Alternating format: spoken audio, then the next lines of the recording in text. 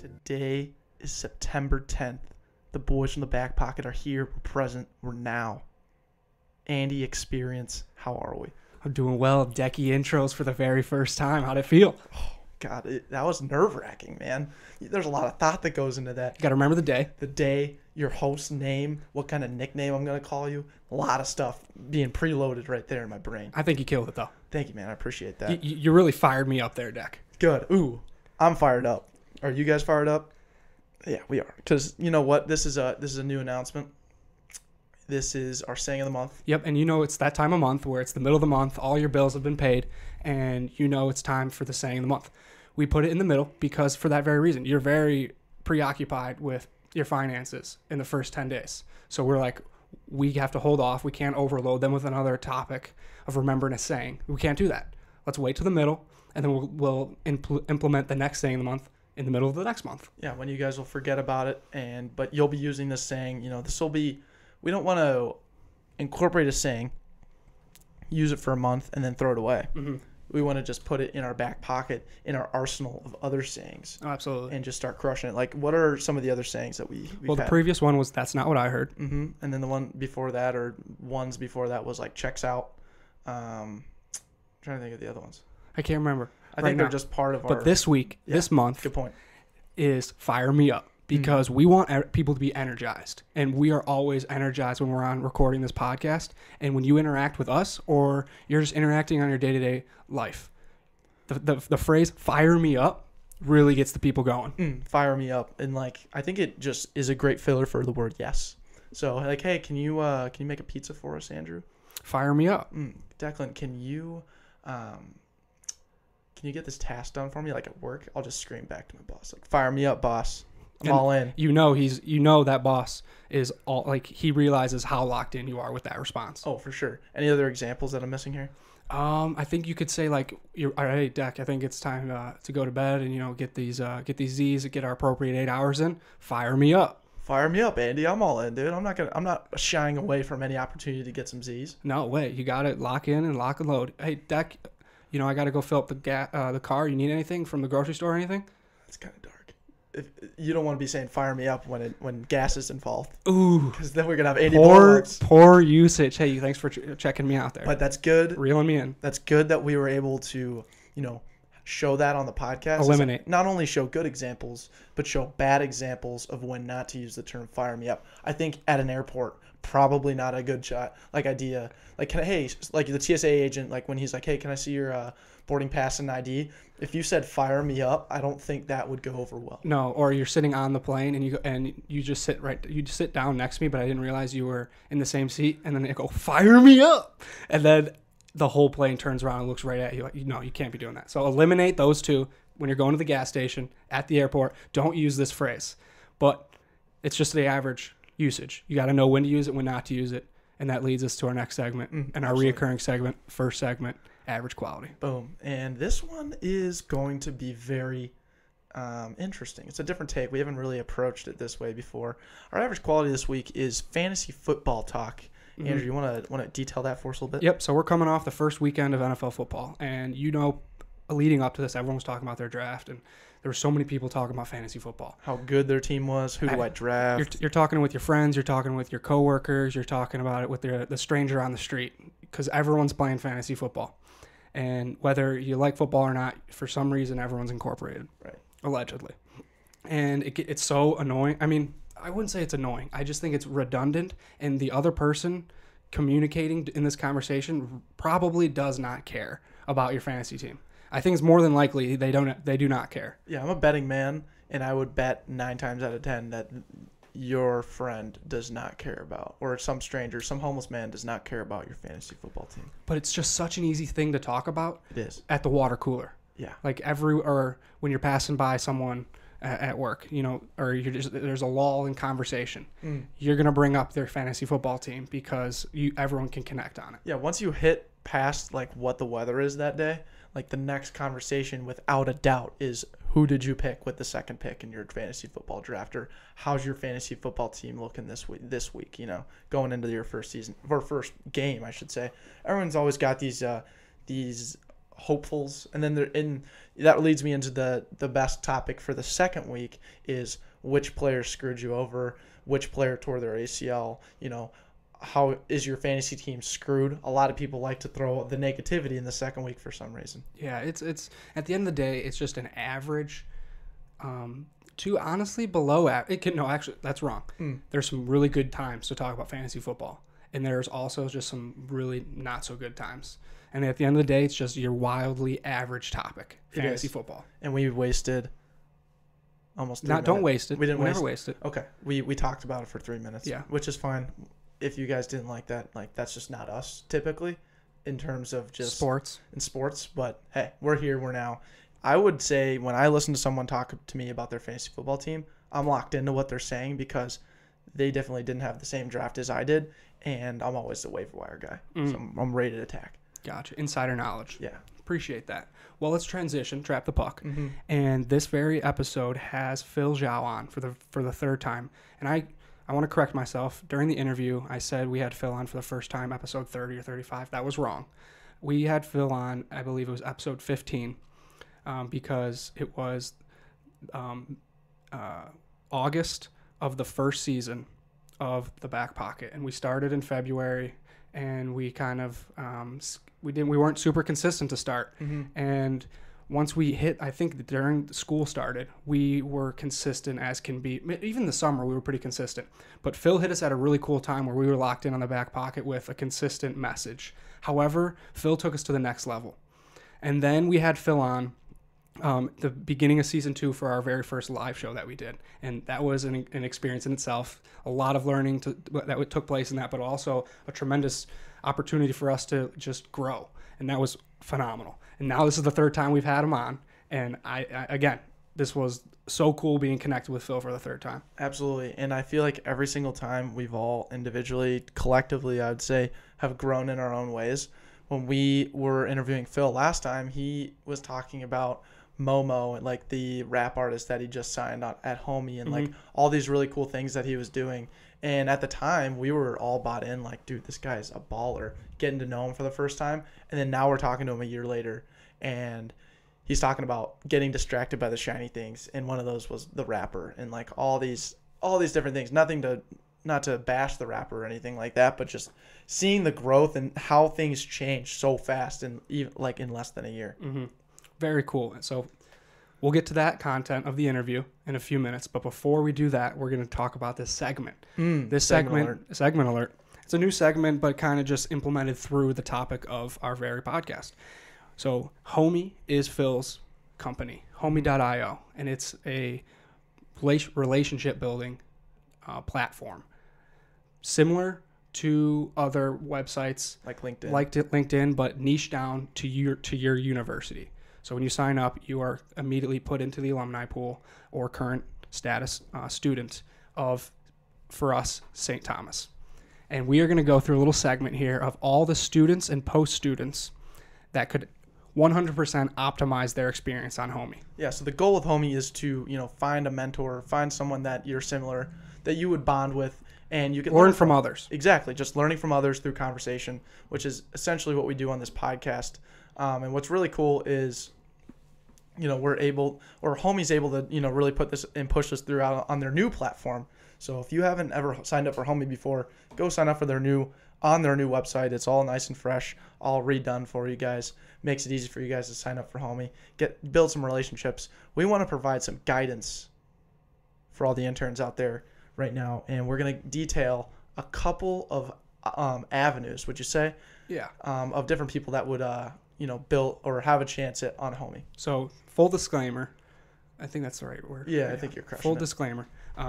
Fire me up. Fire me up. Homie is for everyone. These are just people that we think, that we thought of in particular that could stand out on Homie. The very first person I would like to demonstrate would optimize Homie is the chess club. So if you are a member of chess club, there will be a group inside Homie that all participants that ever participated in chess club, whether they're doing it right now or in the past.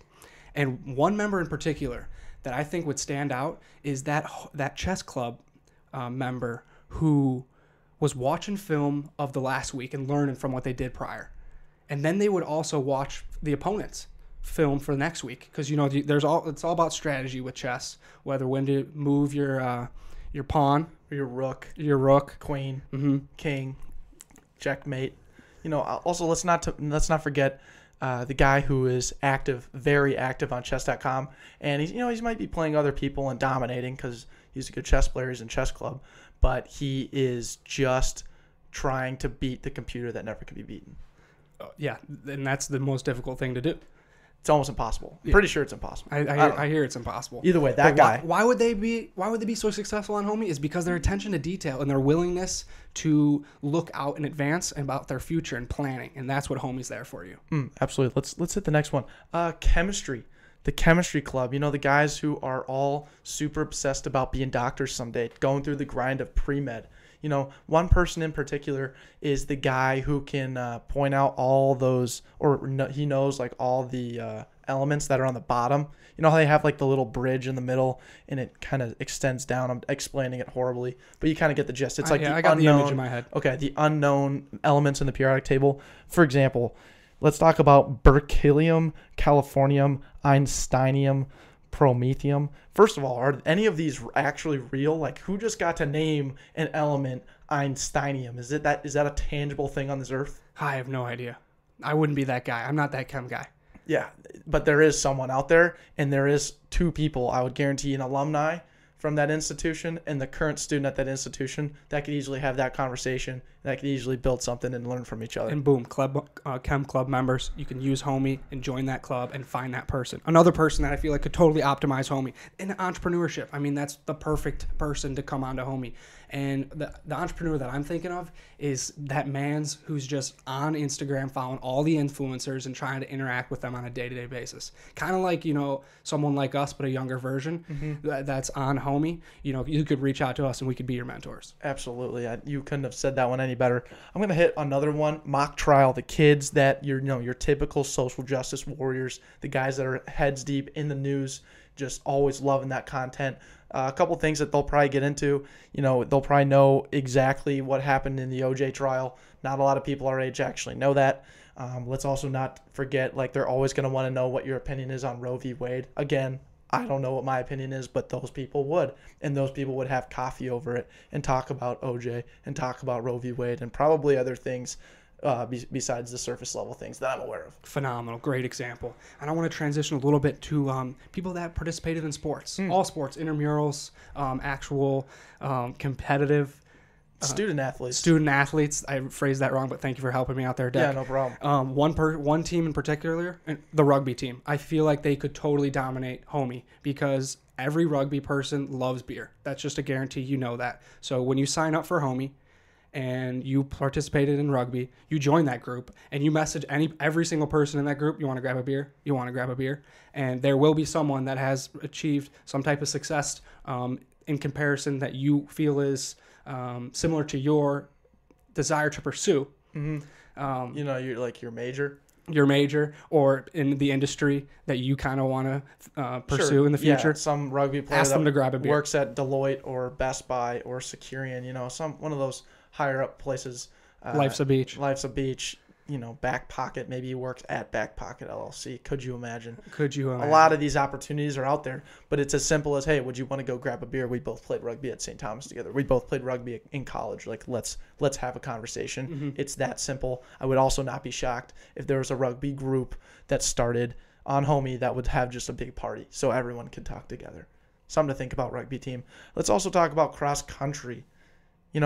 The only people that I know in this world that can go on a 10-mile run and talk and have a conversation throughout the entire 10 miles are the kids that ran cross country in college, without a doubt in my mind. So these people, hey, would you want to go on a half marathon and talk about your life in college and what you're doing with your business now? Perfect opportunity. I don't think anybody else in this world would be able to accomplish that, but people on the cross country team absolutely would. I mean, how easy is that?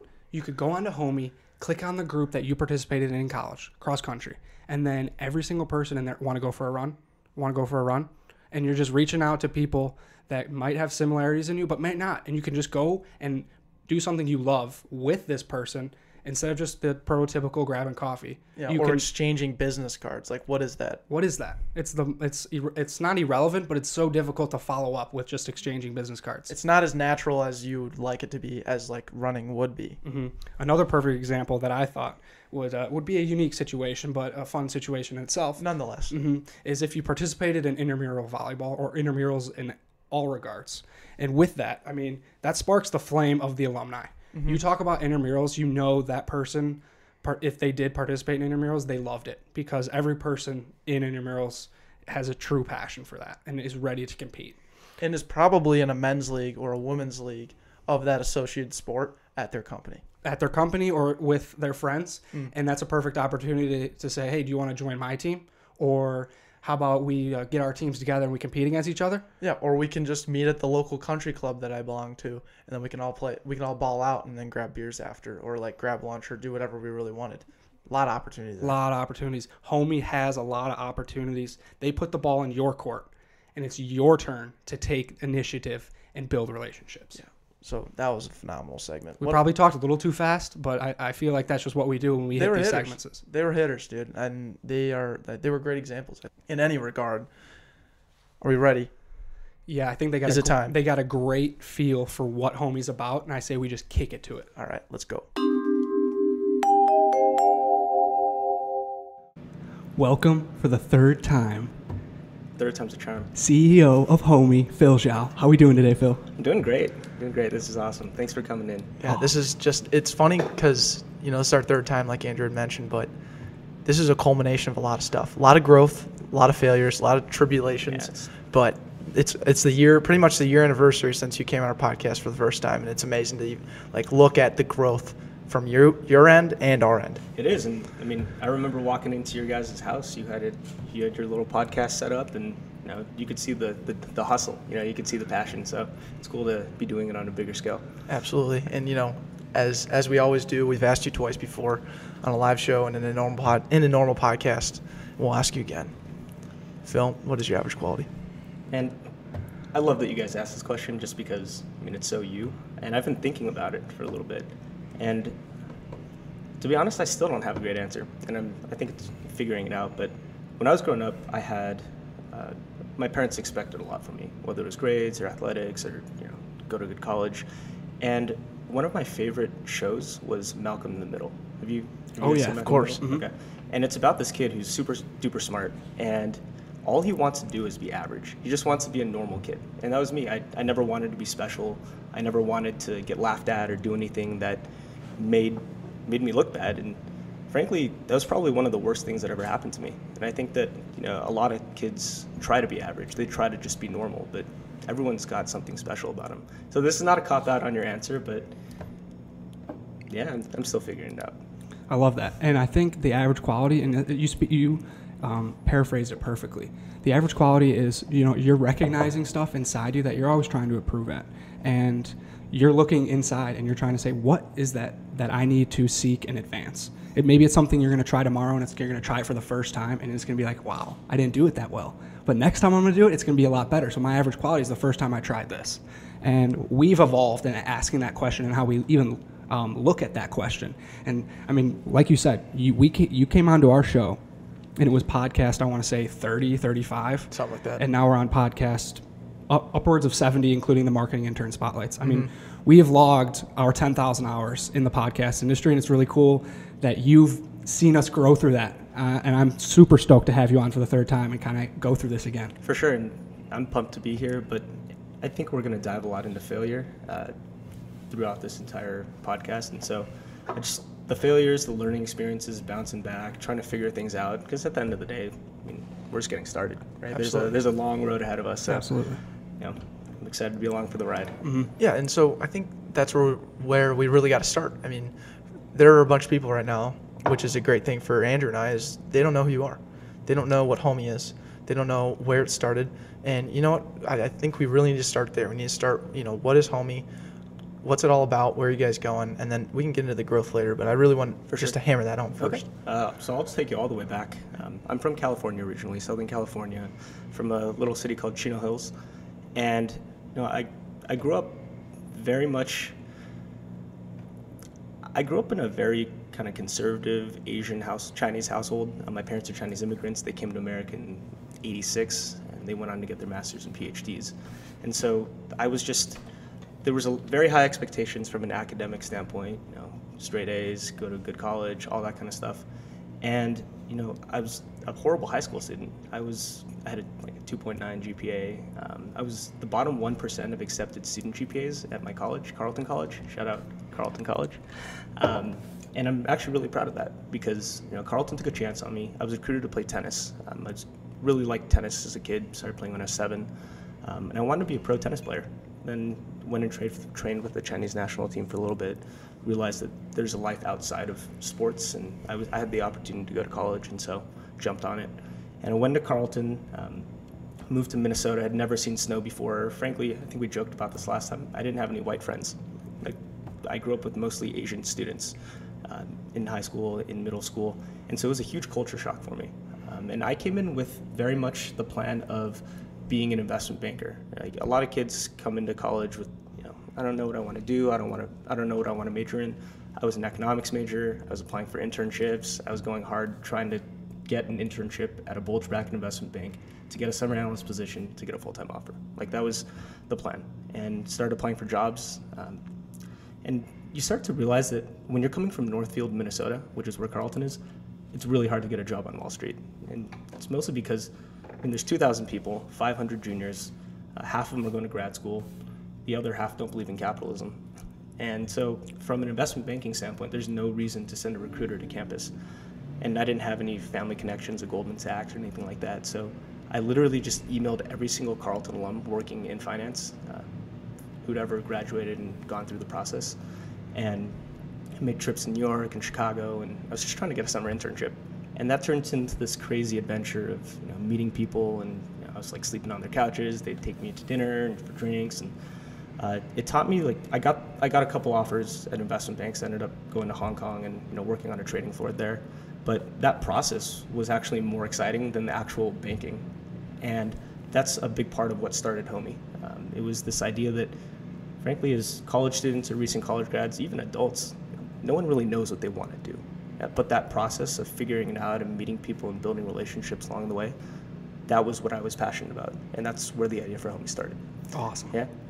There's so much I want to unpack there. And with Homie, we can unpack that in a second. But before we get to that, so you went through this process. You set yourself with a goal, mm-hmm. and you went through the process of trying to get onto Wall Street. Mm-hmm. And through that, you learned a lot about yourself. Yeah. And that's one of the coolest things that we're trying to preach on our podcast, and you're a great representation of that, is give yourself a goal, but that doesn't necessarily need to be the end result. Go through that process and love every second of it, because while you're going through that, you're going to learn a lot about yourself, and your goal might change, and you might see even a bigger goal ahead. So don't set in stone that end result, because that's not necessarily where you want to head. I believe and firmly believe that every step of the way is where your head should be looking. For sure. And it's kind of about balance, right? Because you can't just go in and say, I don't know what I want to do, and therefore I'm just going to chill and not go and figure it out. You also can't just, I'm going to do this for sure, 100%. I'm only doing that, and keep your mind closed to everything. And for a while I was like that. I didn't even know what a tech startup was before we started Homie. And Homie didn't start as this grandiose plan to change campus recruiting. It was, we think that if we can put a really cool community of Carleton students and alumni on a platform online, then good things would happen. And that was how it all started, and it's grown a lot since then, and I've gotten the opportunity to meet a lot of people and learn a lot of things, but I think it's just keeping an open mind. Yeah. And what I love also is one thing that you said earlier was, I ended up loving the process more than I actually loved banking. Yeah. And a lot of people can connect to that, but a lot of people don't realize it. You can sit here now and reflect on it and be like, dude, that was such a fun time, sleeping on the couches, hanging out with these people that I never would have met unless I really put myself out there. And it's just this whole culmination of things, but you just got to stay head square right after, just going each step of the way, like you were saying. And it's phenomenal. And what I really want to understand is, you have this idea to connect Carleton alumni with the students to, help yourself pretty much do what you did to get yourself to Hong Kong and investment banking. You want to share that with everyone else. Was that kind of the original goal of Homie? Yeah, kind of. So how I got into So I was working at Morgan Stanley in Hong Kong. I started off as a summer internship, and I got that opportunity because there was a Carleton alum. He was a 2004 econ major named Hikaru Teramoto. And at the time, he was running Japanese equity sales in Hong Kong. And I literally just hit this guy up on email, and I was like, hello, Mr. Teramoto. Like, I'm a sophomore economics major. I want to network with you, blah, blah, blah. And he's like, oh, I have 15 minutes for a call. And so we were talking on the phone. He's like, you remind me a lot of myself. You know, we both worked at the rec center. We're both Asian guys, like basketball, like just like very just similar connections. And he literally just asked me, do you read the Wall Street Journal? I was like, yes. He's like, cool, send me your resume. I'll pass it to HR. And so I went through a couple rounds of phone screenings with kind of associates and VPs, and then they flew me out to Hong Kong for 3 days of interviews. They called them super days. And so they put us in this like 5-star hotel, you know, they pull out all the stops, they bring all the managing directors in. And that whole process in itself was, I mean, it was so powerful because I was one of the only non-target school. Are you familiar with, like, do you know what the phrase non-target means? No. Well, yeah, it means like recruiters from said businesses are always feeding into the same tap. So like from the company that I work for, they're always going to Iowa State and they're always going to Purdue for engineers. Yep. And it's so it makes sense for these companies, right? If I'm a top tier investment bank, I'm going to go to Harvard, Wharton, Oxford, Cambridge, and frankly, I can pick all the best people because everyone wants to work in my firm. So I was the only person from Minnesota for sure. People were asking, you know, what is Carleton College? Is that an online school? Like, you know, where are you from? What is Minnesota? And so it was a crazy experience, and I was super nervous, right? I didn't go to an Ivy League school. I didn't take finance and accounting courses, but I feel like the process of getting there and like building relationships with people, you know, finessing your way in the door. Those soft skills are so important, and then they actually translate to you doing well on the trading floor once you get there. And I'm a big believer that, a lot of the stuff you learn in the classroom, you can learn on the job, right? If you're intellectually curious and you're willing to learn, you're willing to put in the work, you can figure it out. It's not that hard.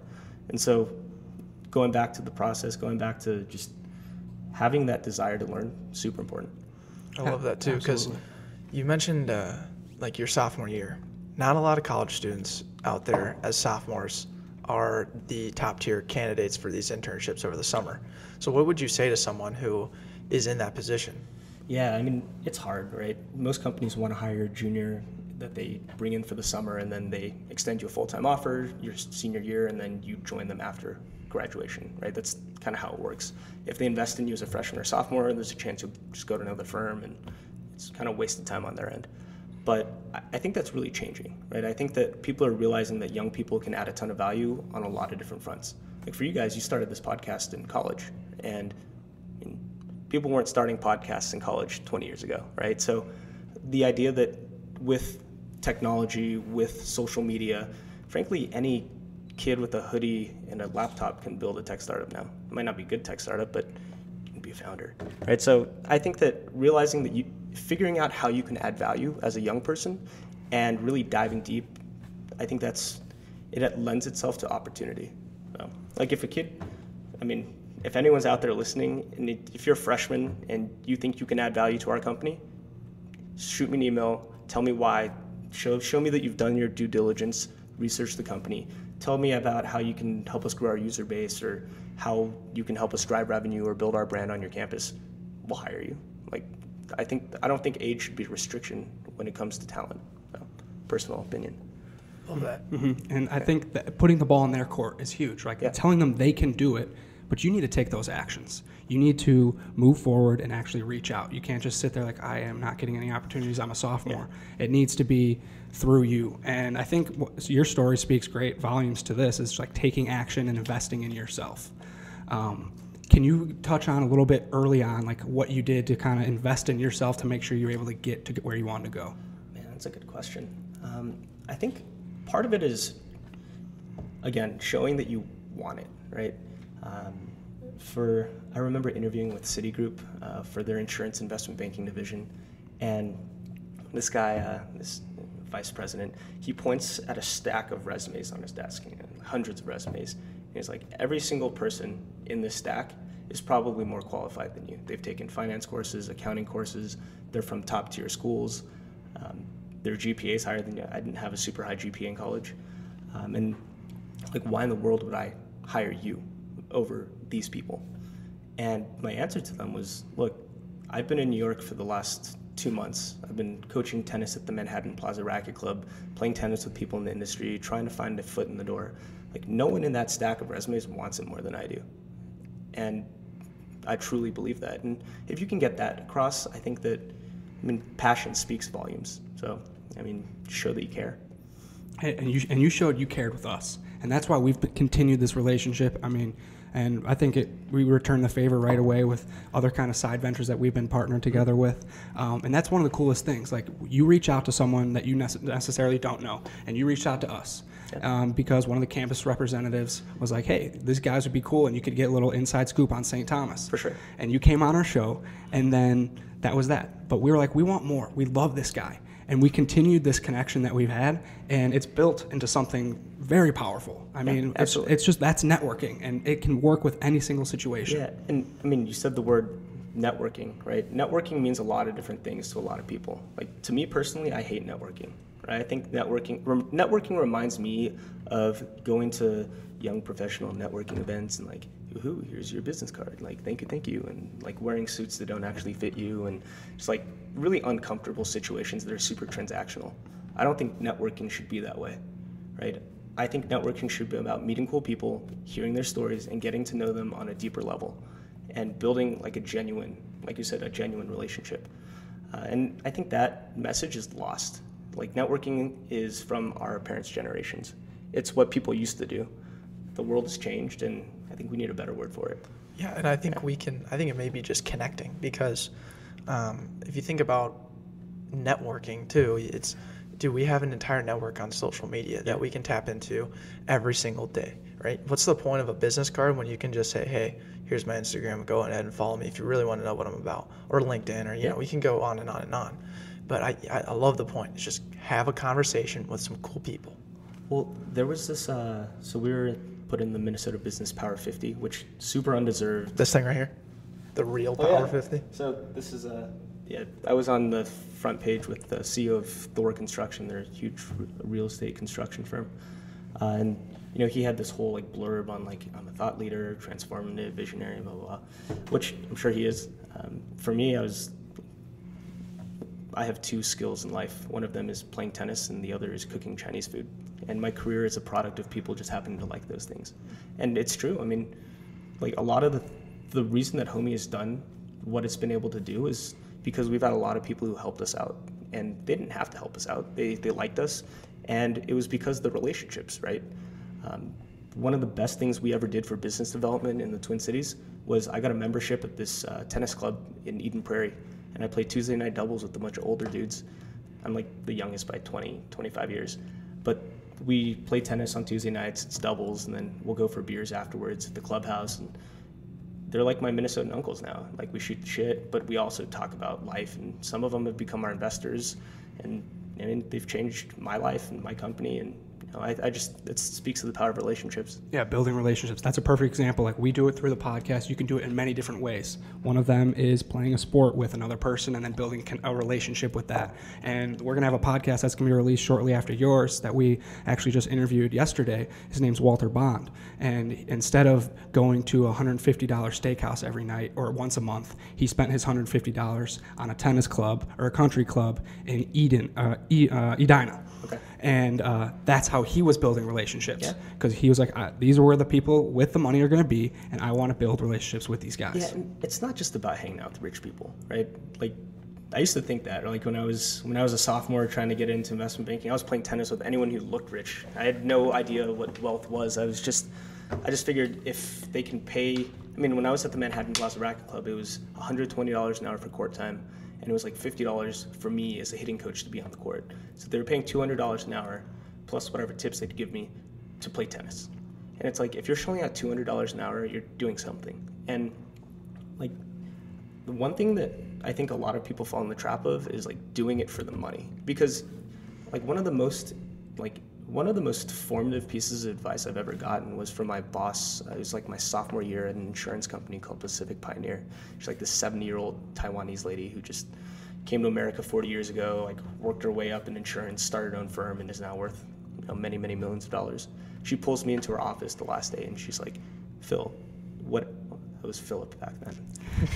But she basically said, whatever you do, don't do it for the money.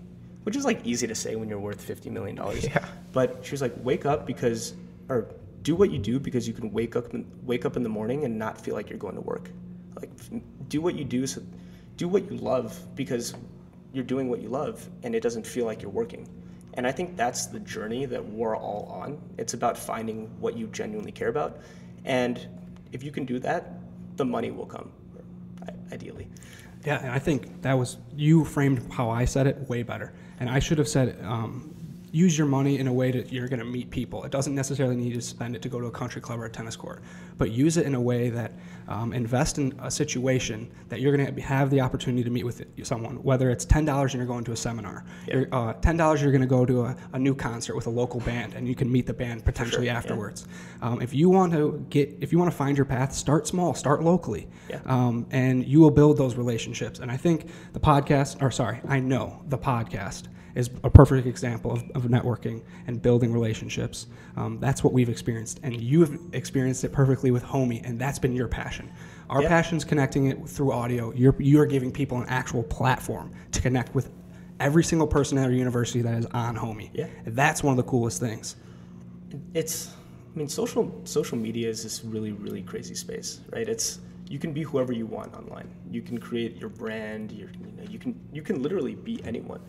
And part of that, I think, takes away from the authenticity of relationships because there's something about sitting down with someone and like having a meal and listening to music together and like that experience. I think that's what brings people together. And I don't think that technology has crossed that threshold yet. You can talk about like AI and the Internet of Things, connected homes, like whatever it is, but at the end of the day, there's something about looking someone in the eye or having a beer together, or whatever it is that builds that rapport and that relationship. Yeah, and I don't even think it has to be with, like you said, those millionaires or those those goal characters that you look at and you're like, I want to sit down and have a conversation with that guy. Everyone brings value to the table, and we have totally seen this, manifest through the podcast, and just you meet people every day, and if you can just show, humility, being genuine, all these different kinds of things, like you're going to get it right back. Yeah. Garbage in, garbage out. If you put in some humility, you'll get some back. Yeah, and I think that's the biggest, one of my favorite things about Homie is I meet all kinds of different people. And we've done a lot of, twisty, turny things like signing hip-hop artists and starting a food truck, which we can talk about later. But everyone has a story, right? Everyone has a story of who they are and what they do and how they got there.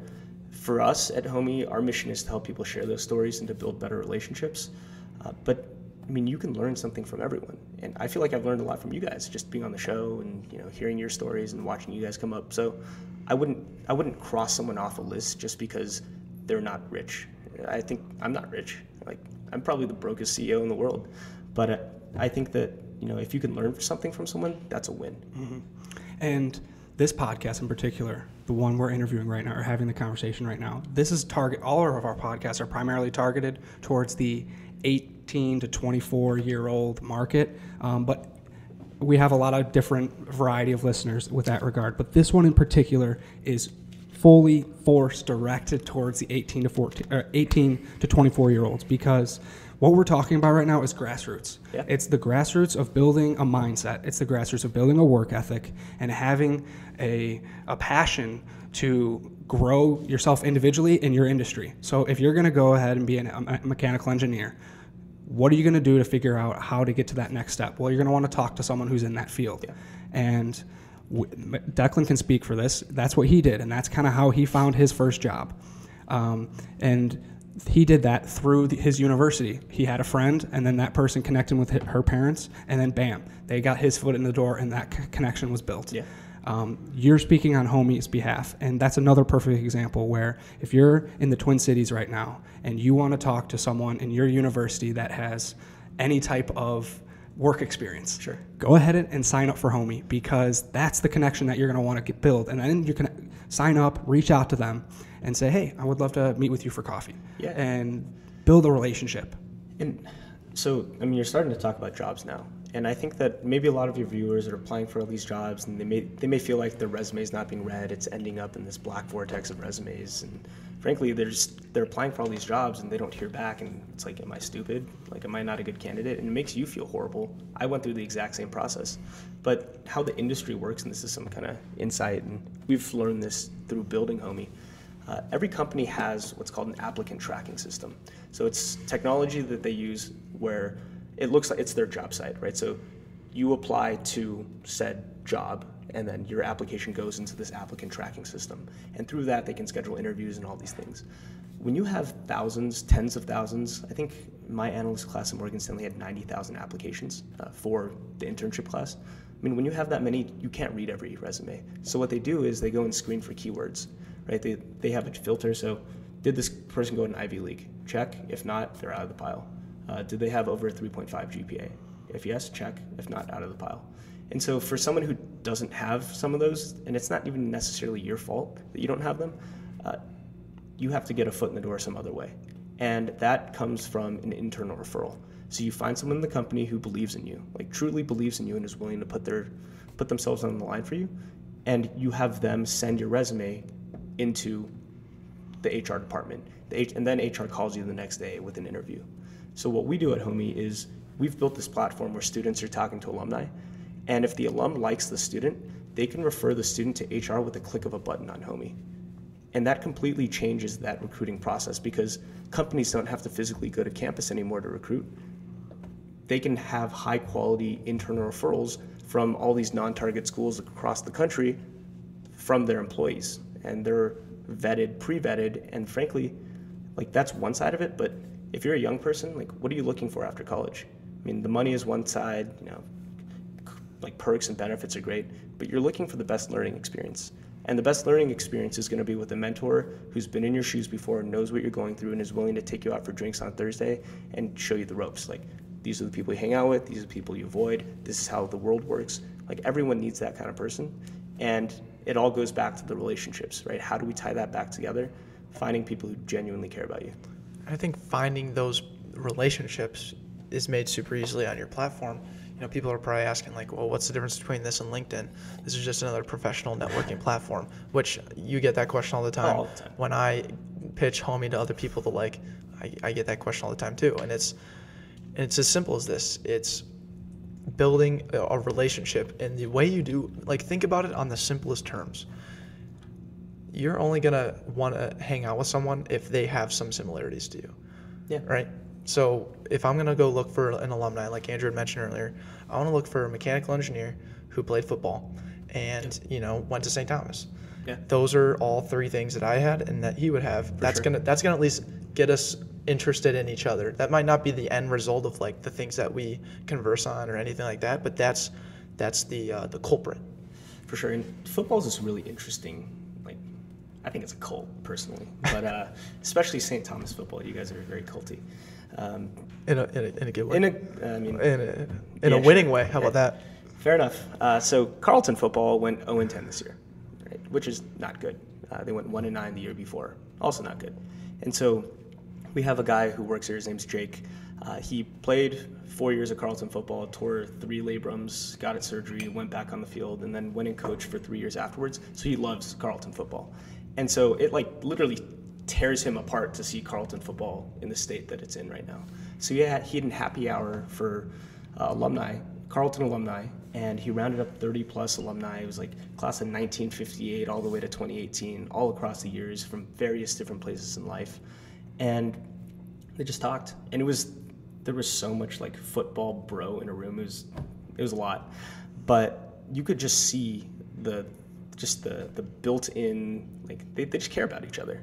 And those people are the ones those people will change your life, right? And I've had the good fortune of meeting tennis alumni who've changed my life.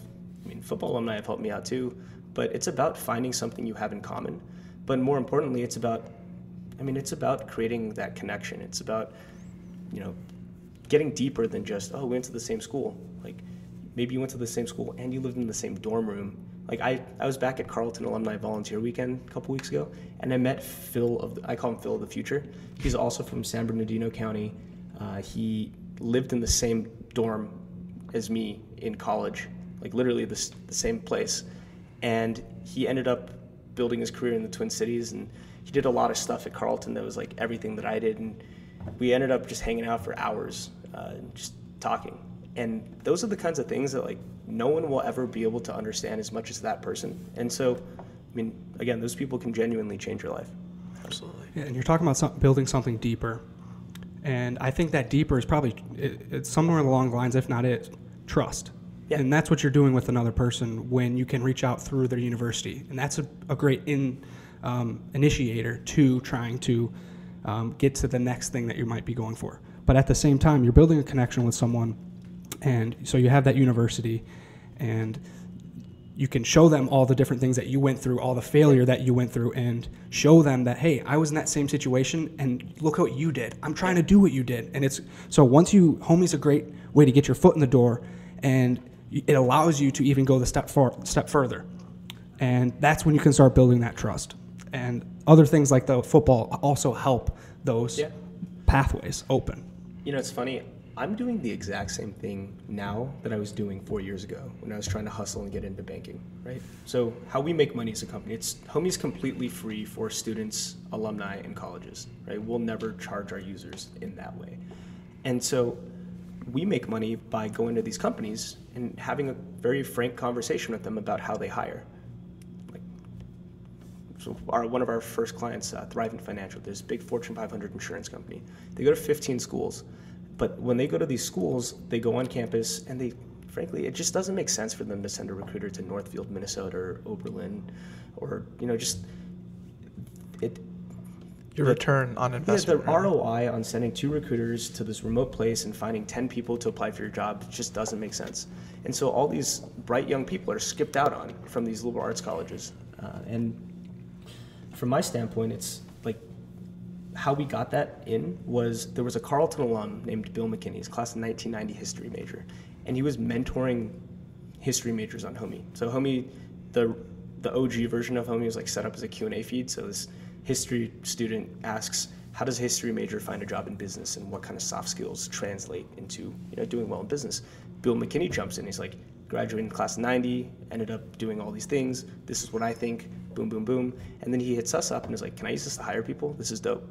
And we're like, not yet, but we'll build you something. And so we built the ability for Bill to refer students to his HR department on Homie. And then we sold that to Thrivent, and they came on as our first Fortune 500 client. And that started the avalanche of Thrivent Financial is hiring the best college talent in the Twin Cities, period. What are all you other companies doing? And so now we're working with a bunch of different companies to help them find the best and the brightest people. And how that always starts, how we sell into companies, I find the most senior Carleton alum at every company.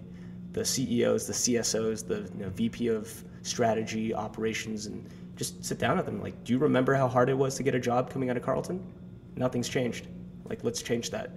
And that's how that conversation starts. So going back to the process, going back to relationships, it's what I do. Mm-hmm. And what's cool is like there's a lot of failure involved in a lot of that, right? I mean, Jesus. Here we go. Okay. Get geared in, boys. Do you have tissues, guys? Can I get some? Because I mean, God, we can talk about it on our end. You can talk about it on your end, and just to start it off, it's like when you started Homie, when we started the Backpocket, it was 2 average guys who had no idea what the heck they were doing, and all they wanted to do is record. It's you. We'll say it, you were average, but you had these experiences that you just wanted to share with others. Yeah. Look, I mean, we've screwed up a lot with Homie. The first line, literally the very first line of our 2017 annual shareholders report is, we got distracted by shiny things. I remember having that conversation with you this past January. We sent it to all of our shareholders, all of our investors, everyone who cared. We actually put it on LinkedIn, and it got like thousands of views. And people don't read anymore, so that's surprising. But it's talking about how I mean, when we started this, we didn't have a business model, right? It was just the idea that community would bring people together. And so we did a bunch of random stuff. And we bought a food truck. And the idea was that this food truck will go to college campuses and it will give out free food. So I was in the back chefing it up. I was like chopping the onions. I was making fried rice. I was doing everything. Leveraging what you were good at. Leveraging what I'm good at. And I mean, we had a food truck that didn't make money. And you could only get the food by signing up for Homie. So that's how we got our first, couple 100,000 or 100,000, not hundreds of thousands of users. 100, 2,000. Yeah. We're working on it. We're getting there. So that's one side of it. The other side of it was like, well, we signed a hip hop artist. And that's, I mean, do you guys want to talk about? Yeah. Gosh, What's have his, you met? So I never had the opportunity to meet him. No. So what's his name again? His name's Momo. Momoh. That's right. And again, I come from like suburban Asian, like Southern California, where there are no rappers where I come from, right? So I was at this restaurant/bar called Hoban Korean Barbecue in Uptown, and I walk in and this guy's like 6'5", tatted up. He's got gold teeth that I later learned are called grills. And in my mind, I'm just like, I'm never gonna hang out with this guy ever in my life. And a song comes on and everyone's dancing to it and he's rapping and I was like, oh, this is a really good song. What song is this? He's like, oh, this is my song. I was like, oh, that's pretty cool. Like, I've never met a rapper before. And so he ends up coming, he visits our office and we start talking and I ask him, like, do you ever rap about anything that doesn't involve like shooting people or selling drugs or like the club? And he's like, what else is there? So I started taking him to like tech virtual reality conferences. I took him to play tennis with some of our investors. I took him to meetings with our lawyers in the IDS tower. And I even took him home for Christmas. Like, I came home after like a year of not seeing my family and I brought this 6'5" tatted up rapper. And my parents like lost it. It was pretty funny actually. I wish I had like documented it. But he started to see this world that wasn't the streets. And he started to incorporate that into his music. And he ended up getting signed by another record label. And they put millions of dollars behind his music and bought him features with, Rick Ross, Gucci Mane, Yo Gotti, and now he's blowing up on the music side of things. And I mean, we sell HR software, so we can't really be associated with the weed smoking rapper. So we still have a great relationship. I still talk to him time to time. But it's one of those things where, like, we did a lot of stuff that literally had nothing to do with our business. And that was a huge learning experience, right? Because all those things were distractions from our core mission. And our mission, it is and it has always been to help people build better relationships and to help people find their future selves, right? To help you go and find that mechanical engineer from St. Thomas who's 15 years out and knows everything that you've been through, and for that person to change your life. So, I mean, I could spend this entire podcast plus more talking about all the things we've done wrong, but I think it's about learning from those failures and bouncing back. Yeah, we like to frame the failures as outcomes we didn't really predict. Yeah. And at the same time, it might not be the outcome that you wanted, but what are you going to do now? That happened. You have to look back on it and find those learning lessons, or you can't just like push it aside like, damn, we failed. Like that's never going to happen again. Okay, how are you not going to let that happen again? You're not going to let yourself get distracted by shiny objects. And yeah, go ahead. Well, what's funny is that we pulled up this food truck to Thrivent Financial, and we signed up 60 of their employees by giving them free lunch, like just in the middle of the day. And the company thought this was so innovative that they ended up closing an HR deal with us that was worth more than our food truck, which is just, and so all these kind of outcomes that you're talking about, they led to where we are today. And frankly, yeah, I apologize to our investors for spending a ton of their money on a food truck and a rapper, and we did marketing for the Timberwolves. It was just like crazy. But I mean, I wouldn't trade that for the world, because those experiences are what have made me who I am and Homie what it is. So, and it's just continue to learn, continue to be curious, and just figure things out. Now, did you get distracted, by these shiny objects? Like when you were going through it, where you're like, oh, I'm building relationships, like this is always going back to my mission. Like you're looking back at it now, you're like, that was so far off the beaten path. But like in the moment where you were like, were you really genuinely believing that was the goal, and you were doing it, you had a good reason behind it? Yeah, well, so our mission it's very broad, right? Building better relationships, right? How do you build relationships with people? Food, music, entertainment, sports.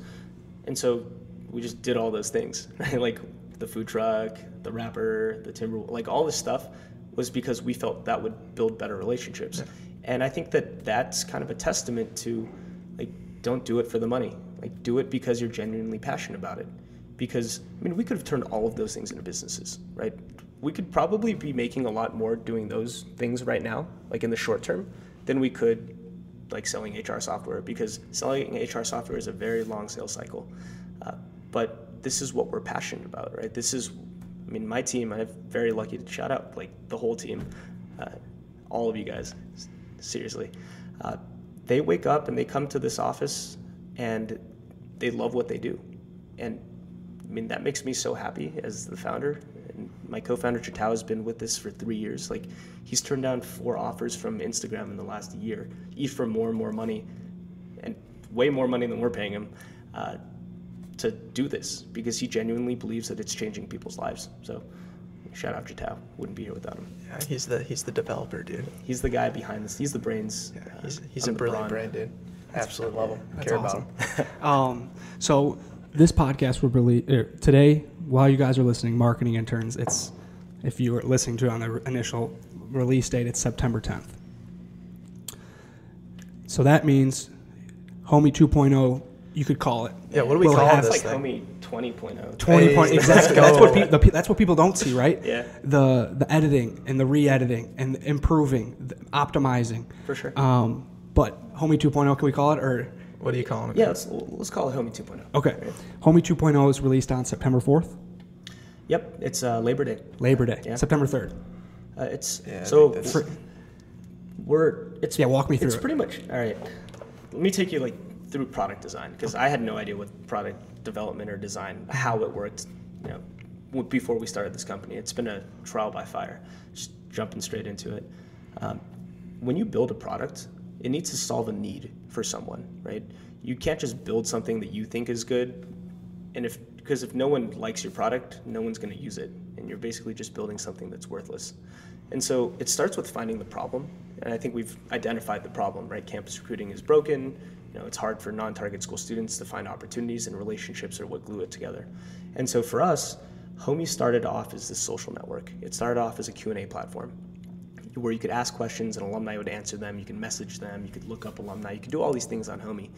But we realized that that's not what our users necessarily wanted. And so we started talking to people. We literally just sat down, watched them use the site, asked them about their problems, and we realized that, so you guys have used Homie before. Like if I'm a St. Thomas student and I jump into Homie and I see all these questions and answers and I see all these alumni talking, it's like, that's terrifying. I'm a freshman. Like I don't know what to ask. I don't want to look stupid in front of my peers and many generations of other graduates. And so what we did was, from now when you sign Homie, the first thing you do is you join your communities. You join your sports teams, your clubs, your student orgs, whatever you did at St. Thomas, you join that. And you can see all the people who also were part of those things. And it becomes this place where you can discover who you are and who you want to be, right? To find your future self. And that in itself is hugely impactful. It's like Carleton football, right? That happy hour turned into a lot of really cool things. And one of them was Carleton football is rolling out they're calling it the 4 for 40 initiative, where if you're going to commit 4 years of your life to football, and you guys know how hard it is to be a student athlete, if you're going to commit 4 years of your life to football, that should prepare you for the next 40 years of your life, right? You're joining this community of people who genuinely care about you and are going to help you out. They're also going to use it as a recruiting tool. So prospective student walks up to the coach, what do you want to do, kid? Doctor? 15 Carleton alumni who are top neurosurgeons all across the world. You want to be an investment banker? The CEO of Barclays is a Carleton alum. Class of 85, econ major. He'll talk to you. You want to work in tech startups? Jake over at Homie, he loves this. He'll help you. He'll do whatever you need. And so that message, that's very powerful. And so what we've really done with the product is we've built it around what we've discovered that people want. The best, I can talk about this all day, but I think the best thing to do would just be to check it out. We're open at 15 schools currently. We'll be in 30 by the end of hopefully by the end of 2018, there might be a couple stragglers. We're focused on small private liberal arts colleges in the middle of nowhere because those are the ones that need our help the most. And and frankly, for anyone out there who thinks Homie would be cool at their school, that thinks this is a fundamental problem, like we can open up new schools in a heartbeat, right? It's a pretty simple process for us. The reason that we're focusing on these core schools is because we want to focus on solving people's problems, and we want to build an engaging product with product market fit so that when we do scale out to hundreds and thousands of schools, we know exactly what we're doing and we're truly delivering value for our users. I love that. And what you mentioned earlier too was, Homie helps you kind of find yourself and find what you want to do. And there's tons of people out there that are like, man, I'm looking at these three guys up here, Phil's wearing a Hawaiian shirt, and it's very casual, but like these guys are driven. Like these guys can talk for hours on the stuff that they're passionate about. If I were in their shoes, like I don't know what I would talk about. I don't know what I like to do, and I think that's Homie's mission, and a facet of the mission is like, how do I find my passion? Yeah. And I think the first step is just be passionate about it.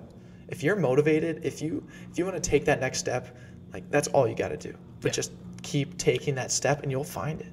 Well, and college is this really interesting time in every young person's life because you're a blank slate. Yeah. And you go in there and you're exposed to so many different people from so many different walks of life. And I think some colleges do a better job than others, but they create these really diverse ecosystems, we can call them. You have people who are first-generation college goers. You have ultra-wealthy East Coasters who come from, old money. And you pack all these people together in a small, condensed place for a really long time, for 4 years. Mm-hmm. And the number of just interactions and just collisions that you have with people from all different walks of life, you're never going to get that anywhere else, right? I mean, if you're just hanging out at the country club, like you're going to hang out with country club folks who are a certain kind of people. But college is this place where you're exposed to all these people, and it gives you an opportunity to find yourself and to figure out who you want to be. So go to college, I guess. Yeah.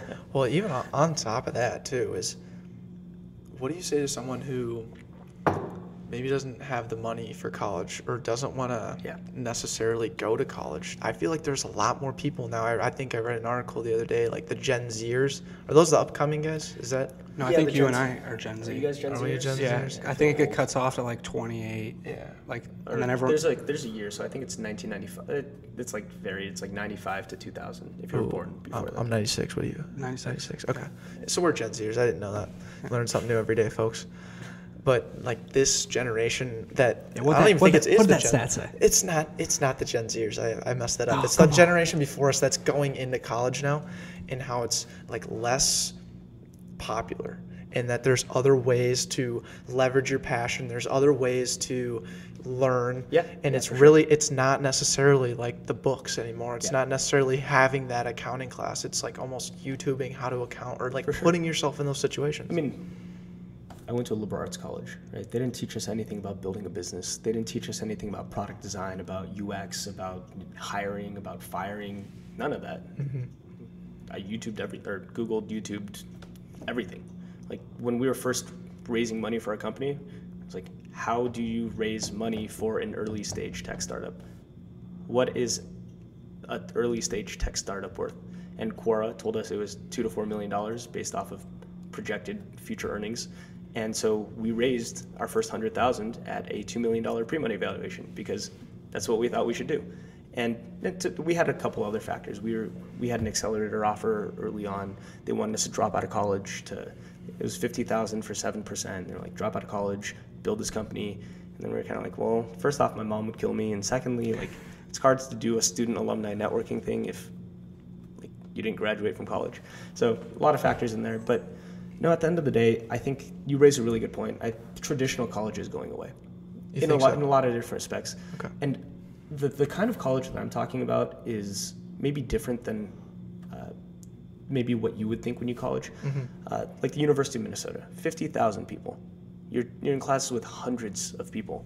You don't have to go to class. You can just listen to the lectures online, look at other people's notes, show up for the midterm, and do fine. There's a lot of people who do that, and that's not the college I'm talking about. The college I'm talking about is the liberal arts college experience, which is like my school was 2,000 people, a little over 2,000 people. I was in classes with 8 to 10 people, and you couldn't ditch class because there's only 8 people. Like, you can't not do the readings because it's discussion based. And I think that my biggest takeaway from Carleton was learning how to learn.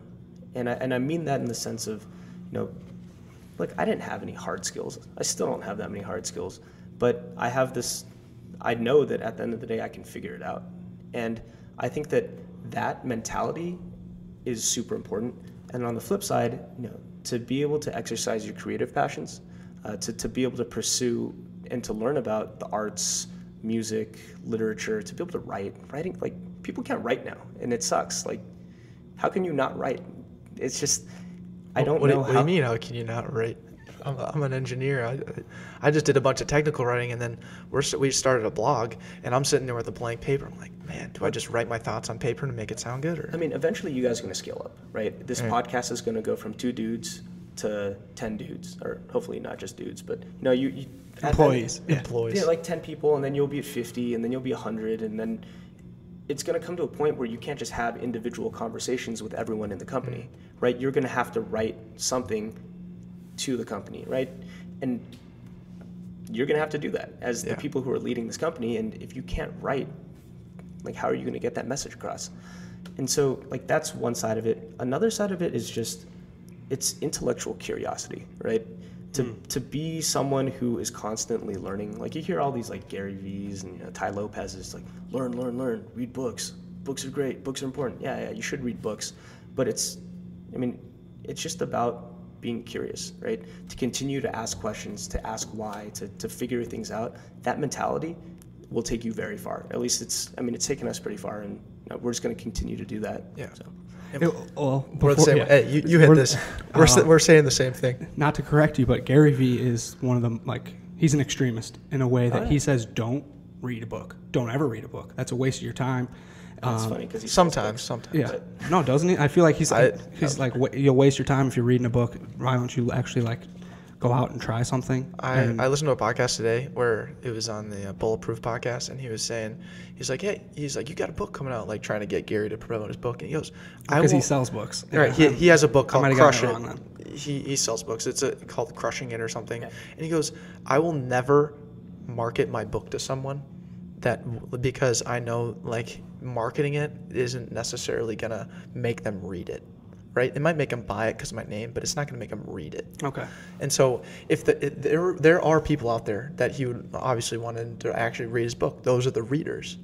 But for someone like myself who doesn't commit 2 hours every single night, I'd like to read, but it just doesn't happen. He goes, okay, well, I come up with 3 podcasts every single day, a 7-minute, a 30-minute, and an hour-long one.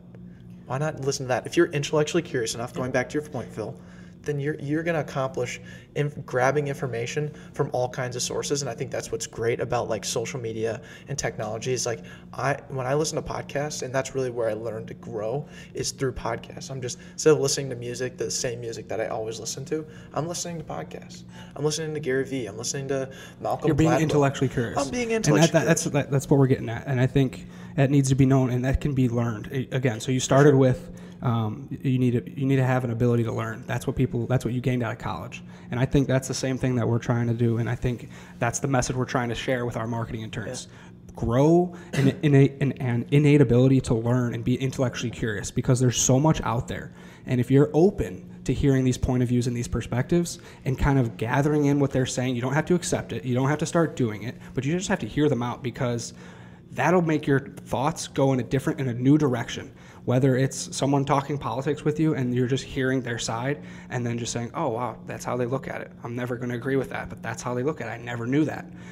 Or if it's trying to be an entrepreneur and looking at if you're going to be in tech or you're going to be starting a retail. Why not look at what someone did in tech? Because they definitely could. You could take something from that. Maybe you're not going to do exactly what they did because it's tech, but it's going to be something in there that, like, oh, wow, they took it this way and they were able to achieve something like that. Yeah. So before I forget, if there are any startup people, you guys should check this out. There's this organization called Y Combinator. They're an accelerator that has spit out so many high qualities, like Dropbox, Reddit, like all these guys or all these companies went through Y Combinator. And the the people who run Y Combinator, they publish essays and they do interviews with founders, so really successful founders, anyone from Reid Hoffman, who started LinkedIn, to Peter Thiel, who started PayPal, and just everyone, right? And they put out this content about, this is how you build a startup. This is how you raise a seed round. This is how you raise a Series A. This is how you hire, fire, scale up, all these things. And everything that you need to know about building a company is available on the internet. Right? People have put that up there. Plain and simple. You just got to go. And Declan, to your point of you don't like to read, that's totally fine, right? If you think about it, a book is really just words on paper, right? It's content. Content can be consumed in many, many different ways. Mm-hmm. It could be a podcast. It could be a video. We've got cameras. We're transcribing this. I'm probably going to write something about this. The message that we have here is going to hit so many different people in so many different ways. But what's important is the message, right? It doesn't matter how you consume it. Exactly. I love that. You have a question? No. You look like you're itching for something, dude. No, I'm good. Damn. So there's actually, we had a kind of company movie day today, and we watched this movie. It was from this guy named Jeremy. It was a Vice documentary, actually, and it was by Jeremy Rifkin, he's the economic advisor to Germany and China, and he's just working the countries. Yeah. Like Angela Merkel brings him in to talk about economics and how they're going to grow Germany, and it's titled "The Third Industrial Revolution." So it's talking about how the first industrial revolution happened in Great Britain, back in the day: coal, the printing press, steam engines, railroads. That changed everything. Production, man. Exactly. And then the second industrial revolution happened in America with cheap Texas crude oil. That was the new infrastructure, the energy that was powering everything. And then Henry Ford put people into cars. We built highways. We could literally drive from one side of America to the other side of America. That was industrial revolution number 2. Mm-hmm. We're currently going through the third industrial revolution where, I don't know how environmental you guys are, but global warming is a real thing. Regardless of what Donald Trump says, global warming is happening. Check out our John Abraham podcast, and global warming is happening. And so we have this reliance on carbon, fossil fuels, and we need to get off that. Our country is literally, or our world is literally heating up in ways that are not good for the world. And so they talk about how we need to get off carbon and we need to get on renewable energy. That's solar, that's wind, it's just where the world is going, right? So you go from coal to oil to renewables, and then the next step is to build the infrastructure upon which all of this happens, and that infrastructure is the internet, right? In the 17 years since Napster, think of everything that's happened. We went from you can file share to, the music industry has completely changed. There are CDs, podcast platforms. We're building a social network, right? The way people communicate has completely changed, right? And on top of that, you look at artificial intelligence and the Internet of Things, right? AI and robotics, that's going to replace the majority of jobs in the world, right? Manufacturing jobs, trucking jobs. The nature of work is changing. And so when we think about Homie, we don't just think 6 months in the future. We think about 3 years, 5 years, 10 years, and hopefully 20 years and into infinity. And we think about the future of work and what's going to happen. And my personal thesis is that robots and AI, it's going to take away a lot of the mundane work, a lot of the manufacturing jobs, and it's going to give humans the ability to exercise the creative part of their brain, because that's stuff that AI can never do, right? To come up with ideas, to create content. Think about what's going on, just with you guys in the podcast craze right now.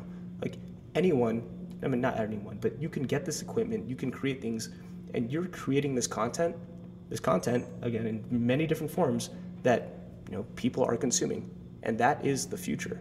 And so going back to this whole idea of being creative, learning how to learn, doing all these things, the world is changing, and if you're not changing with it, then what are you doing? Yeah, these are life skills that are going to help you out for the rest of your life. Whether you live to your 80 or will probably live to 120 with stem cells, whatever it actually is. And I think that's a great point as to why we've seen this word entrepreneurship grow from something that we couldn't pronounce 7 years ago to something that's a very tangible and real thing that a lot of people are trying to do. Yeah. And so we're in a really interesting point in time in our the Earth's history. And human beings have literally been on this Earth for a fraction of the time that the Earth has been around. I learned that in geology class. And what's crazy is that all of this stuff, right? Like this building, the architecture, the networks, all this infrastructure has been built very relatively recently, right? In the last couple hundred years. And technological advancement is only going faster and faster, right? And we can dive deeper into the economics of that and everything. But at the end of the day, it's just, if the world is changing, you need to be adapting to it. And the people who have the foresight, the self-awareness to adapt with those changes, I mean, those are the people who are going to come out on top. And I think America has the American dream, the entrepreneurial spirit. I wanted to talk to you about this. I'm a big fan of all those things. Yeah. But at the end of the day, you also have to be realistic about some of these things. Where, I mean, if I'm running a coal plant, and I'm just like, I'm gonna work harder, right? I'm gonna live the American dream. If your industry is being replaced, it doesn't matter how hard you work. You have to work smarter too. Like I remember in banking, I mean, we're putting in 80, 100-hour weeks, but it's like, how much of that time are you actually working? Like, truthfully, I mean, how it works is you as an analyst, you're sitting there and you're waiting for your boss to give you a pitch or to give you work to do, and you're reading the Wall Street Journal, you're kind of fooling around on Bloomberg, you're just doing stuff, but it's not actually productive stuff. And then the boss comes and drops all this work on your desk at 5 p.m. because he's leaving for the day, and then you spend all night working on that. And then there's this like badge of honor. It's like, I work 100-hour weeks, I work harder than everyone. But it's like, are you actually working? Are you working hard, or are you working smart? So there's a lot of things we could talk about. That's like the Tim Ferriss 4-hour work week. Yeah. That's like his whole thesis is like, if you just didn't spend as much time by the water cooler and spend more of your time, just grinding and taking everything in these 60-minute segments, you're just going to get so much more done. But one thing you mentioned that I really want to touch on, and we've had this conversation off air before, is the American dream. And it even ties in with the world is changing. The American dream and what that stands for is changing. Before it was like the opportunity. And now Andrew and you are also kind of seeing it's like, you can start a company and you can do pretty much anything you want at the click of a button. Yeah. It's insane. It's actually insane. Like Andrew and I, over the past, 3-4 weeks, would you say, we've been starting Backpocket LLC. Yes. That's been the last month. Yeah. You guys incorporated? Yeah. We are incorporated. Officially. And it's a great feeling, but I mean, it was Andrew and I having 3 conversations and asking a couple people, and they're like, oh yeah, just go to LegalZoom, sign up. Yeah. Yep. $200. They'll handle it. Yeah, $200. Do this, do that. Here's a couple paperwork. Research what taxes are. Understanding how to write things off. Do this, do that. Business insurance. What are you doing? What do you want to do? Getting a bank account. Still got to do that. But again, like, we just gave you the last 3 weeks. 3 weeks to start something that could grow into something special. Yeah, and they say that it takes 3 years as a startup to actually figure out what you're doing, like to find your market, to understand your customers' needs, all those things. They're right. Like when you listen to podcasts or you see the news, they always talk about the ones who made it, right? The Facebooks, the Snapchats, all these companies that have blown up, and they're awesome, right? They're founders, they're visionaries. They're really changing the world in a lot of cool ways. But they don't talk about the graveyard of startups on the side of the road, right? 9 out of 10 startups fail, which that's just the reality of life. And at the end of the day, there's a lot of hard work behind the scenes that people don't see. Like, I think Instagram's a great platform, right? I don't know if our phone's still live streaming this, but Is it still going? No, it's gone. That thing cut out. Bummer. But but Instagram's this place where you filter pictures and make your life look better than it actually is, right? And one of the things that we've tried doing with Homie is to really paint a real picture of where we are. I mean, we're very candid about it, right? A year and a half ago, we had 8 full-time employees, 6 interns, and 50 campus homies across schools. And we had a VP of sales, a VP of ops, a VP of marketing. We had a VP for everything. And we hadn't made a single dollar in revenue. It was like, why do we have so many VPs? Like, what are they VPing over? And we realized we'd just hired all of our friends, right? We had built a startup and not a business. And we were literally playing startup. We had ping pong table, beer fridge, and we were doing all this stuff, but it wasn't actually driving revenue or engaging our users. And we had to fire everyone. We went from 8 people to just the 2 founders, myself and Jital. We ran Homie Lean for 8 months, closed our first Fortune 500 client, and then hired people as we were scaling up because we couldn't handle the workload anymore because there's literally not enough hours in the day. And those are the kinds of stories that you don't hear, right? And those are the kinds of stories that you should hear, because it's not all sunshine and butterflies when you're building a company. Right. It sucks. Like, the life of a founder, the journey of a founder is a very lonely one. And it's not for everyone. So, and you can find that same message out there. And again, you said 9 out of 10 people have experienced a failure and with a startup. And we had another person on our podcast, Michelle Weinstein, season 2, episode 29, and she talks about Fitzy Food. Okay. And she was pitched to a Shark Tank. She was on Shark Tank, pitched it to the 4 or 5 sharks, however many are up there, and none of them gave her an offer. And what'd she do? She utilized the knowledge of going on there and what their questions were. She improved, and then she got a bunch of contracts with Costco and Vitamin Shop, and she was building business and everything, but at the end of the day, there was still loss, and she wasn't efficient enough, and she had to close the company. Whatever, we don't know the exact details, but she had to close Fitzy Foods. And that led her to the next thing. Yeah. And now she's a pitch queen, and that's her title, and she has a website, and she helps people learn how to pitch to other investors to pitch for themselves. And she grew from it. So it's like, you can start a startup, and it doesn't have to succeed. You want it to succeed, obviously, that's the goal. Yeah. But if it doesn't, don't look at it as, again, like we're going to continue to preach this message. Don't look at it as something like, all right, dang it, I failed, and push it to the back burner. Yeah. I mean, you said your audience is, 18 to 24-year-olds? Primarily, correct, yep. If you're 18 to 24, this is the time in your life where you can do anything, right? Assuming that you don't have a wife and kids and, the circumstances allow for it. What's the worst thing that happens? Like, what if you guys ran with Backpocket for a couple years and it didn't end up going the way you did? What happens? You're 24 with a lot of life experience, and you're on to your next venture. And built a network of 300 plus people. Yeah, and hopefully more, right? Mm-hmm. Hopefully more. So it's just, this is the time. Like, risk is a real thing, right? Now is the time in your life to take risk, and it can be calculated risk, but that's going to change when you're 40 with 2 kids and you have to take them to soccer games and you want to spend time with your family.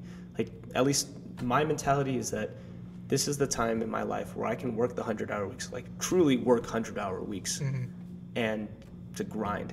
And that's what I've decided to do. And this is not like one of those Gary V inspirational, like going, No, that's the thing. It's just an experience that you've had, and this is your sharing what's happened. Yeah. Yes. Do you have something? Yeah. Authenticity, yeah, and reality, and promoting the real. You can throw, I have no problems because we do this. Sure. Saying something real, showing something real, and still throwing the filter on it. Take advantage of what Instagram gives you. For sure. Take advantage of the platforms. Make it look good, whatever. But the message has to be there, And it's tough because Gary Vee consumes this world a lot of the times, and you're like, oh man, I'm starting to sound a little bit too much like him. But it's like, dude, he's just trying to promote practicality, reality, and stuff that's going to have a lot of crossover with our lives right now. It's working. How many times have we talked about Gary Vee in Way this too podcast? many, probably. Gary Vee tickers at 12? Yeah, 12,000. Oh, 12,000. Wow, that's a lot. Jeez. You got to slow down, dude. Yeah. But hey, reality, man. Just promote it, love it, learn it.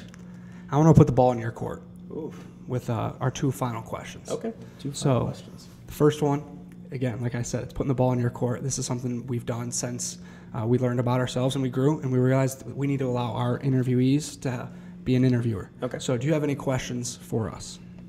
Ooh, that's a great question, or opportunity to ask a question. Let me think about that for a sec. Why do you guys do Backpocket? Why? Because you guys could be doing other things, right? You could be making a lot more money. right? Podcasters don't get paid starting off, right? Like, why are you doing this? I'll start. Please. I love connections, and I love being a squid and bringing people from one side and people from another side and knowing that they're going to love each other. I also love talking. I love promoting stuff. I love You do love to talk. I love to talk, and I got to work on I got to work on listening. No, come on. Like when I am right now, this is what I look forward to every single day. I love talking to people and just having genuine conversation because I know it's just going to grow me in another way, and it's going to take me along this path where it's just amazing. And I can reflect on that and be like, oh, dude, this would have never happened for the Backpocket. General answer, conversations, building something that I love, having a conversation. To answer your question, I'll also do it. Answer the question. But good. But yeah, for me, it's all about growth and development. Okay. And I've gotten so much personal growth through this. And then through that, I've opened the door for so many other people to kind of experience the same thing I have. This is not something I'm going to a coffee shop and I'm having a conversation with someone who started Pure Somni, someone who started Cannabiz, someone who started all of these Yo Eats. These are all different entrepreneurs that we've had on our show. And you can go back and listen to it. So I'm personally growing, and I have an audience that can follow my growth, follow Declan's growth, follow Backpocket's growth at its core. Yeah. We're being extremely transparent with every single thing that we do, and they can see all the failures, but all of the successes we've also had. And then at the same time, you're hearing a bunch of other stories, and then that person that has listened to 2 episodes or they listened to 30 episodes, they're like, wow, these guys are awesome. And these people that they keep talking to are awesome. I'm taking away enough to continue to bring me back. Yeah. And I'm just going to throw in a follow-up question if that's all right. Please. Yeah, that's fine. So I've been on this social responsibility tip, right? And there's this kid, Eric. I met him his freshman year in college. I spoke at his entrepreneurship class, and he came up to me and he's like, Mr. Xiao. I was like, don't call me Mr. Xiao, that's my dad. Call me Phil. And he was like, I want to be an investment banker. I was like, why would you want to do that? Right? And I ask everyone that because investment banking is a really tough career. And frankly, with regulation and how the industry's going, there's just less jobs, and it's not as desirable as it was in the 80s. So I asked him, why do you want to be a banker? And he said something along the lines of, I'm from a working class family in Wisconsin, right? I'm working at a sandwich shop right now. My job is to put meat and cheese on bread and wrap it up and give it to someone. I want to see what else is out there in the world. Which is that's a good answer. And so I put him in touch with some of the seniors, or the freshmen who were freshmen and I was seniors, who were seniors now that he's a freshman. And they know some people who are working in investment banks. He started talking to them. And he came out to Minneapolis, crashed on my couch for a little bit, hung out at the office, and I introduced him to all of my friends who had gone into banking, consulting, and all those places. So he was running around Minneapolis, doing the whole coffee thing. And then we sent him out to New York, and he was doing that too, met a bunch of people. And a couple weeks ago, he hit me up and was like, I just got a summer analyst position at BMO Capital Markets, very prestigious investment bank in Twin Cities. And he's like, thank you, boom, boom, boom. And I'm just like, I didn't do anything for you. I pointed you in the right direction, maybe cracked the door open, but that was all you, right? So my question for you, and I apologize, it's a long question, but how are you making the world a better place, right? How are you helping people, and how are you going to continue to do that? I believe we're helping people, first off, like I mentioned, why we're doing it, with being transparent. We're not afraid to show everything that we've done, because we believe that shows exactly who we are, and someone can follow that and believe in us because we're not hiding. Yeah. We're not hiding in the shadows of a failure or of something that we did wrong, but we're openness and willingness to promote that. The other thing is we have a mission statement of we are committed to unlock everyone's innate ability to be an entrepreneur, motivator, and influencer. Gotcha. Those 3 things have so many different qualities that come into being one of those, but they're all inside us, whether it's being trustworthy, whether it's being tenacious, whether it's being have a passion. There's so many different qualities that feed into entrepreneurship and being a motivator, but it's inside you. And we are allowing ourselves to show how we're learning to do that. We're not perfect by any means. We're far from it. We're a couple pair of wildly average guys. We are listed as a comedy podcast on iTunes because it's funny what we've accomplished, I believe. You can look at us, these guys are just ordinary and they're talking to all these people. Look at these knuckleheads. That's funny. I appreciate that. And because we'll always be that. Yes. I don't care if if someone comes up and we're now millionaires, maybe not, maybe we are, but they'll see us as millionaires. The other people will see us as two knuckleheads. And my goal is to always have people see us as knuckleheads. And you guys will always be knuckleheads. Yeah. Please. Exactly. Dude, to piggyback off that too, positivity and humility. Those are the two things that I really want people in this world to have more of. Yeah. Yeah. And being transparent, having that mission statement, all commits right back to that, because we'll talk about our failures, how our average qualities, and immediately it's not like making fun of each other or looking down on us or anything like that. It's just, all right, what's next? How do we get better at this? And then we'll come back at the next episode, the +1, and be like, all right, listen up. We figured it out. We figured it out. Simple as that. I mean, being humble is so important. Like, it really is. We had this local editorial. They're called Power Moves Twin Cities. They came in and they interviewed us and they did all that stuff. And I'm actually really proud of it. So the video segment that we did was their most viewed YouTube video segment, that I know of. But they asked, what is your power move? And it was like, 22 years old, I don't have a fucking power move. Like, my power move is admitting that I don't know shit about shit. And I firmly believe that every single person in this company believes the same thing about themselves. And if we can admit that we don't know, then we put ourselves in a position to learn.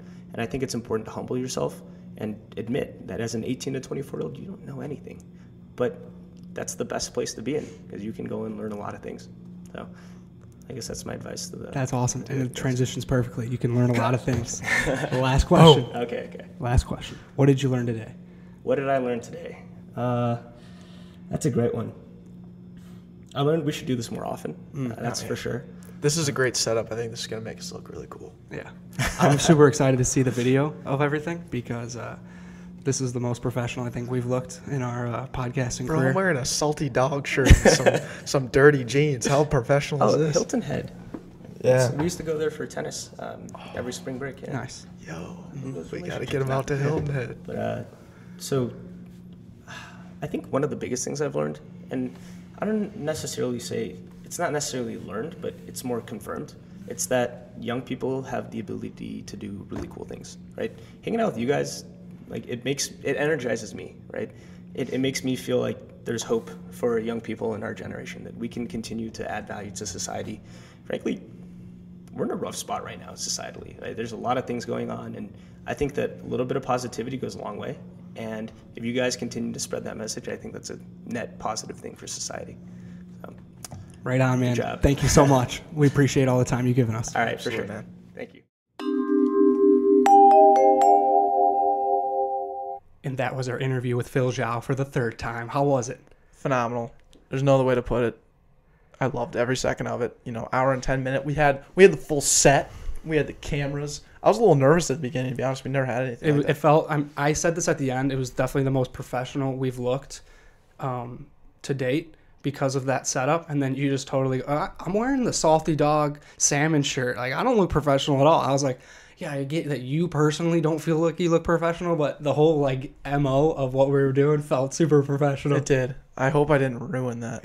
No, Because dude. I'm not professional. All right, so all our marketing interns looking at the YouTube video right now, look at the color saturation of Declan during the homie interview, because that shirt just was exuberant. It was vibrant. Vibrant. Whatever Instagram filter he threw on that was just awesome. It was awesome. Thanks, man. But enough about Phil. Let's get to the back end, because this is where we thrive. Absolutely. It's our favorite time of the podcast, the back end. And there's really not much more to it other than a couple guys having some fun for 10 minutes. Yeah, so thank you guys making it this far. Yeah, absolutely. You guys know the drill. Absolutely. Sorry. Let's do a little talk about something that we learned outside of the What Did You Learn segment. Ooh, so does that mean this is a sneaky secret? Sneaky. All right, so hub and spoke. It's one of the oldest marketing tricks in the book. Your dad sent us this the other day. So all those marketing interns that don't know it, well, how would you detail the hub and spoke? Think of a bike tire where you have the main hub in the middle. So, a central circle, and then all the spokes, the wires, are sticking out of it, connecting to the bigger wheel. Your center spoke or your center hub is where you want to drive your traffic to. So in our case, our podcast page. The spokes are all the different ways that we get other people's attention about our main spoke, the podcast.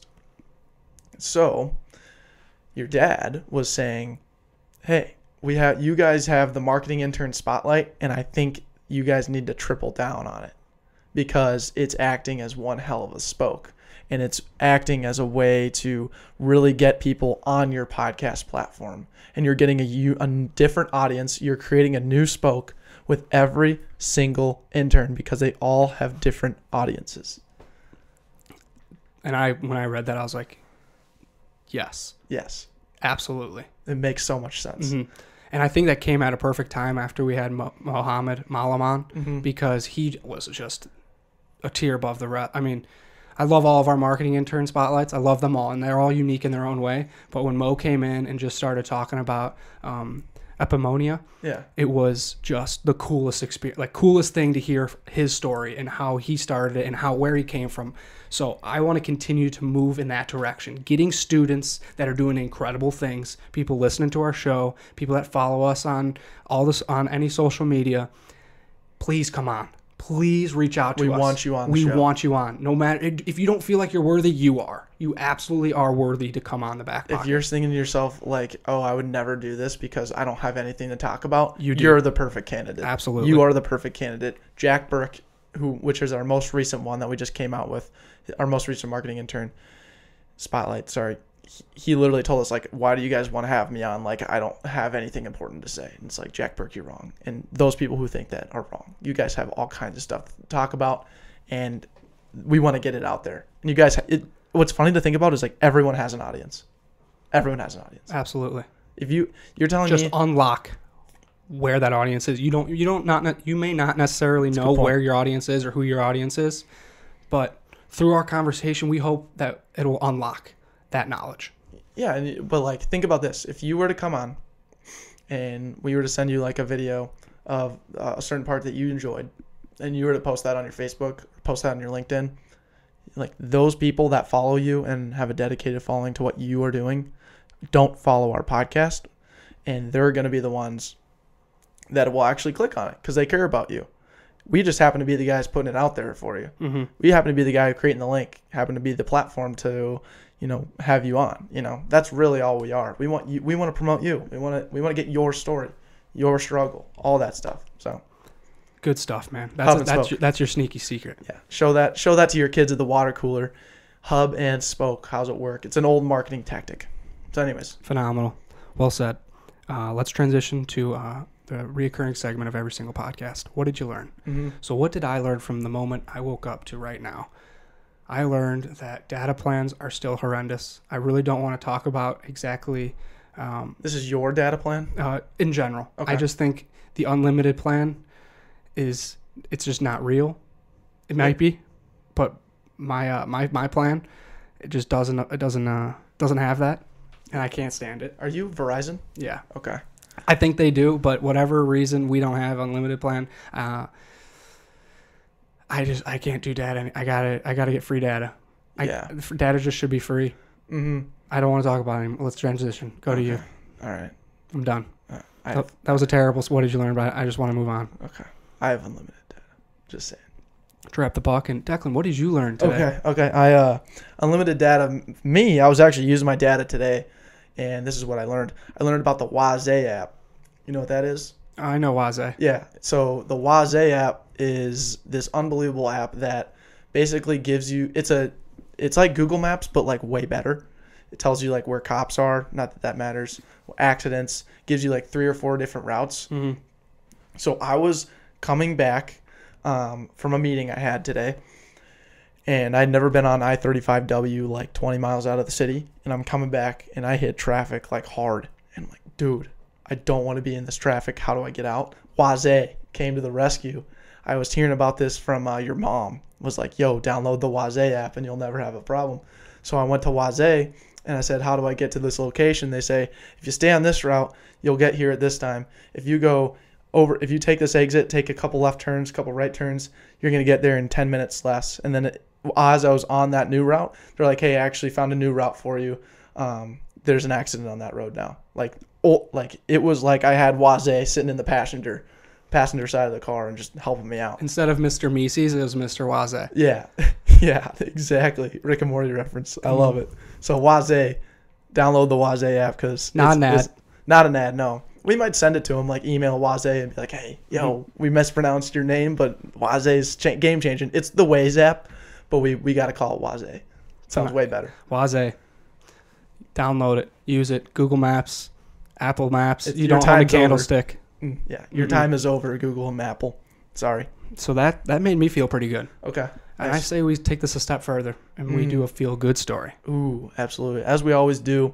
So we always finish on a positive note, no matter what our podcast holds in the prior minutes. But now is when we get positive. We make you guys feel good. We end on a positive note. So, Andrew, feel good story. This goes back to kind of a message that we said back in season 1 that I want to continue to talk about. Okay. And it's grassroots and how real they are and how just things that the phrase that you said when we were playing football last fall semester, the seeds you sow are the plants that grow. And that's 100% right in regards to if you want to take action on anything, plant your seeds. If you want to build a relationship on a homie, plant your seeds. Because the seeds you sow are the plants that grow. Small incremental changes, small incremental improvements go a long way. It's the continuous improvement method of just trying to find the next step. The seeds you sow are the plants that grow. Short sentences, strong verbs, man. And I think that is exactly what it's all about. You got to reinforce it at all times. And you got to realize it's all about doing. We're in the art of doing everything. If you have a thought, if you have something that you want to do, aspirations, do it. Literally just do it. And planting that seed, it may not sprout tomorrow. It may not sprout a month from now. But over time, you continually do this, make those small incremental changes. Water it. Water it, man. Just think about it as watering the little seed you planted because it's going to sprout. So marketing interns, lock in, find those small incremental changes, go out and do it. The seeds you sow are the plants that grow. We love you guys. This was a tremendous episode. It was a little long, maybe in your books, but in our books, we just love talking to you guys. Time is nothing more than just the fourth dimension. We're always living out here. Next episode, we travel into a new dimension with Stationary Astronaut. And let me tell you, buckle your seatbelts. Take care. Love you guys. Take care.